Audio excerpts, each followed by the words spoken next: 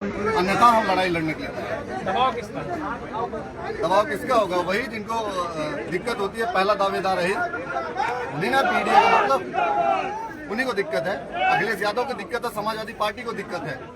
हमने सम्मान किया है और क्षत्रिय धर्म कहता है कि अपने से बड़ों का सम्मान करना, लेकिन हम सम्मान लेने पे उतरेंगे ना, तो हमें लेना कैसे आता है ये भी हमें बहुत अच्छे से पता है। सवाल ये है कि देख रहा हूँ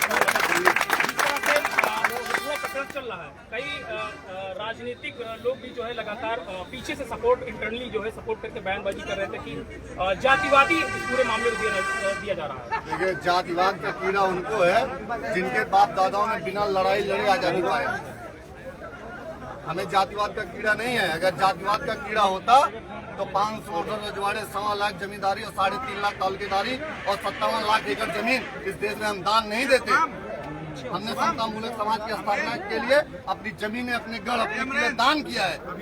अगर हमारे बाप दादा की कुर्बानी पे जातिवाद का मोहर लगानी है तो वो मुगलों, हुमड़े, यहूदियों से लड़ने वाले केवल हमारे बाप दादा थे। हमें लड़े हैं और जो लड़ेगा वही घटेगा। हमें संख्या बल और इक्वेशन की बात ना करें।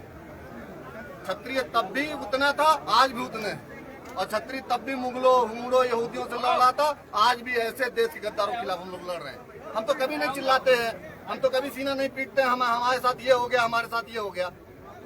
आजादी के 75 साल बाद, आरक्षण लेने के बाद अगर कोई इस तरीके का बात करता है कि हमारे बाप दादाओं ने ये किया, तो कम से कम हमारे बाप दादा तब भी मजबूत है, उनके पोते, नाती, बच्चे आज भी मजबूत हैं। ये उनको समझना चाहिए। करनी सेना का मैसेज क्या है? बाराबंकी पुलिस से यार, करनी सेना का कोई मैसेज नहीं। करनी सेना मतलब आपका जो मैसेज वही हमारा मैसेज है। और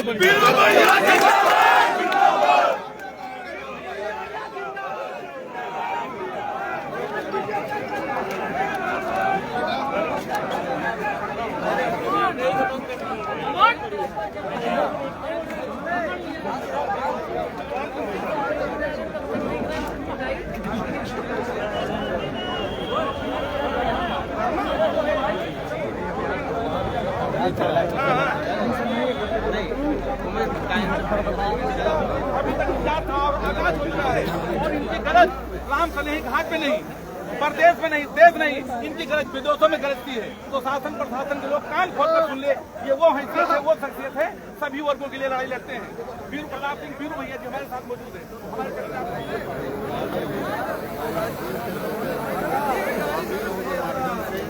देश और समाज अपनी बातों को सुनता है और मैं आपके माध्यम से कहूँगा, देश में एक अलग नैरेटिव सेट किया जा रहा है।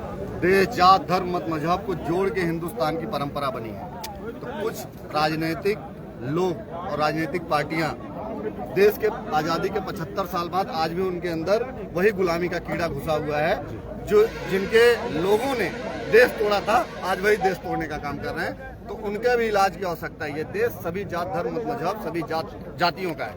मैं ये कहता हूँ कि कोई ज्यादा कर सकता है, कोई कम कर सकता है, लेकिन देश हित में बस उसी की लहरी के तरीके साथ जुड़े रहिए जो राम सेतु में मिलके भगवान राम की मदद कर रहे हैं। ये आप देखते होंगे लगातार